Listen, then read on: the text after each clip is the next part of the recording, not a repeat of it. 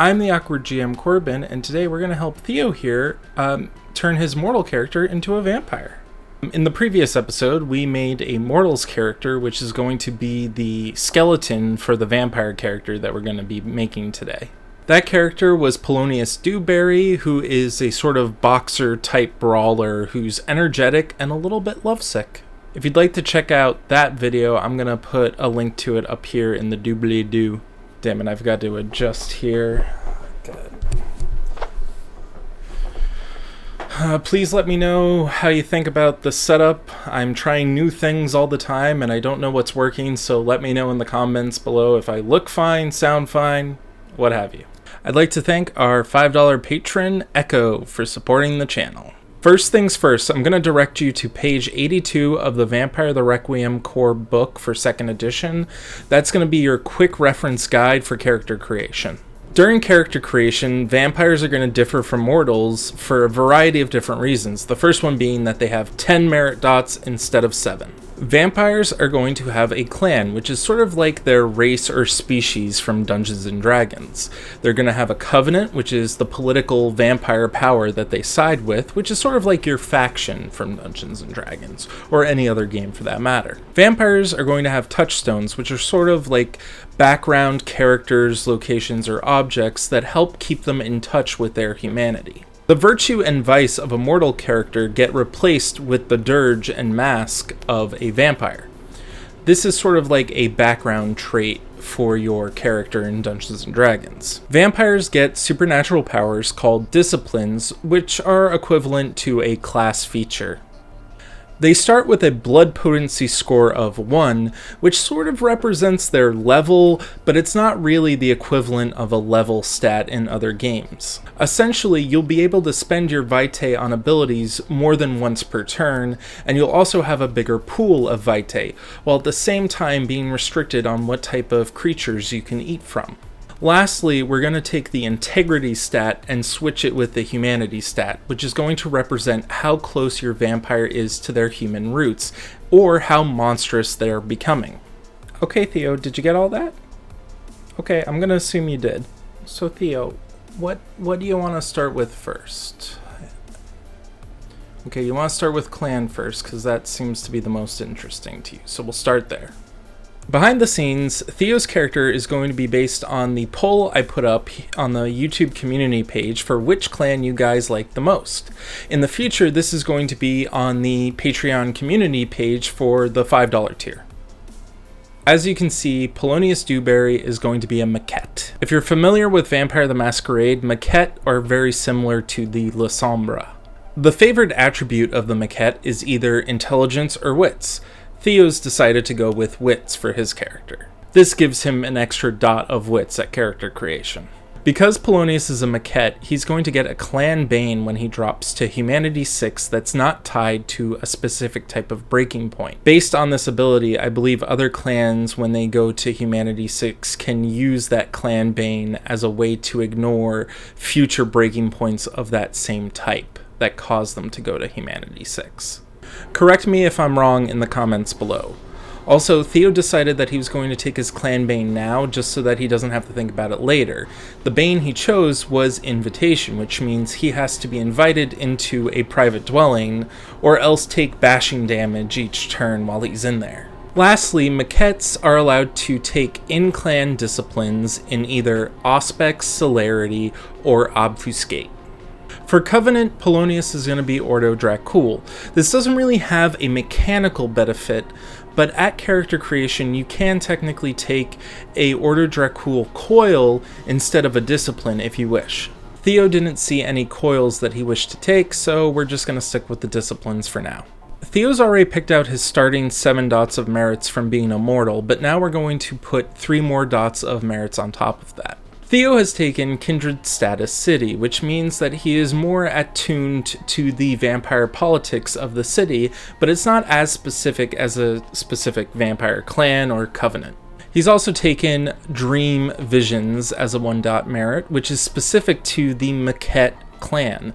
It essentially allows him to have prophetic visions while he's in day sleep. Lastly, Theo has taken the merit feeding grounds, which represents his character feeding from people nearby the gym that he goes to. Originally, I had a lot of stuff here about the masks and dirges, and how masks are how you portray yourself to humanity, and dirges are how you portray yourself to other vampires, but we don't have a lot of time. So I found a couple of masks and dirges that match Theo's original concept for Polonious.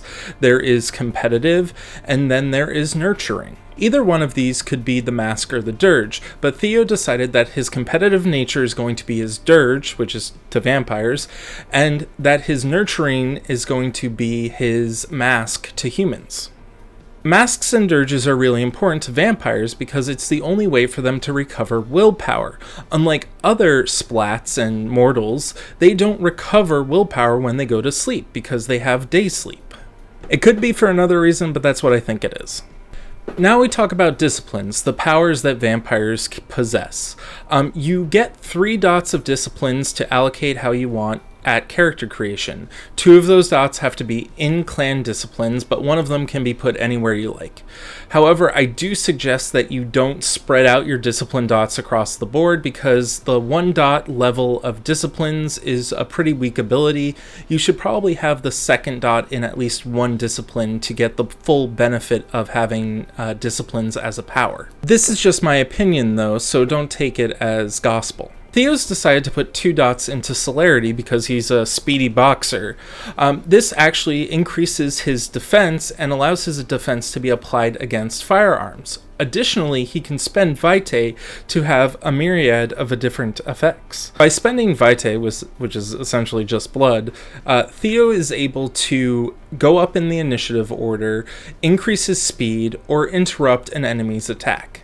Theo has also taken 1 dot of Auspex. This allows him to use the ability Beast Hackles to ask the storyteller various questions in order to get a better sense of what's going on in a scene. Beast Hackles is kind of like a divination power. It can see into the future or answer a question from the past and so forth. Finally, we're going to go over all the general vampire powers that every vampire is going to have, unless for whatever reason it's taken away from them because they took a bloodline or something. I'm not going to cover bloodlines in this video, but just think of them like an additional sub-clan. First off, vampires are undead, so all damage they take from mundane weapons is reduced from lethal to bashing, or if it does aggravated damage, it gets downgraded to lethal. They also don't risk going unconscious when their health boxes fill up with bashing damage. If their health boxes fill up with lethal damage, they'll appear dead, but they are merely in a state called torpor, which is kind of like being dead, but not actually dying. Vampires can feed off of the blood of the living.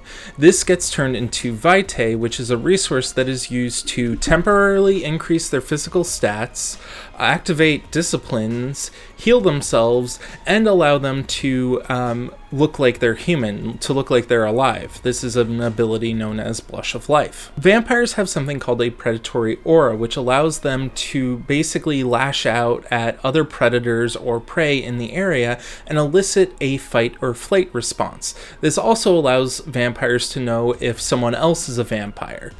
Additionally, vampires have something known as blood sympathy, which allows them to know if someone's related to them or sense other vampires who are related to them. Not related in the sense of, I'm a brother and I have a sister, more in the sense of, I was a vampire sired by this vampire. You are also a vampire sired by this vampire. I can sense when you're in danger and when you're killed. This blood sympathy connection is stronger the closer you are in lineage. So if you are looking at your sire, you can sense your sire better than you can sense your sire's sire. Lastly, of the main generic powers, vampire's blood is addictive, and if someone drinks it, they're going to get blood-bound to the vampire. Additionally, there's something called Vitae addiction. I'm not going to get into that, but if a mortal drinks from a vampire's blood, they get turned into a creature called a ghoul. It's sort of a lesser mortal template. Essentially what it is a mortal who has some vampire powers but is not a full vampire. If a mortal has been drained of their blood and then fed Vitae, they can become a vampire, and this is known as the embrace. Now that we've talked about the positives, let's talk about the negatives, the weaknesses of being a vampire. For one, they are damaged by sunlight, it can kill them, but depending on your humanity and your blood potency levels, the damage can vary. The lower the blood potency and the higher the humanity, the less damage you'll take. The higher the blood potency and the lower the humanity, the more damage you're going to take. The sun actually makes vampires fall into day sleep, so they need to spend willpower so that they can remain active during daylight hours, even if they're not in direct sunlight. Fire is a bane for vampires, which means it does aggravated damage to them. Each clan has their own individual bane that is activated at humanity 6. Even if you raise your humanity back to 7, that clan bane will still be around. All vampires have an inner conflict with themselves and their bestial vampire nature that is known as the beast.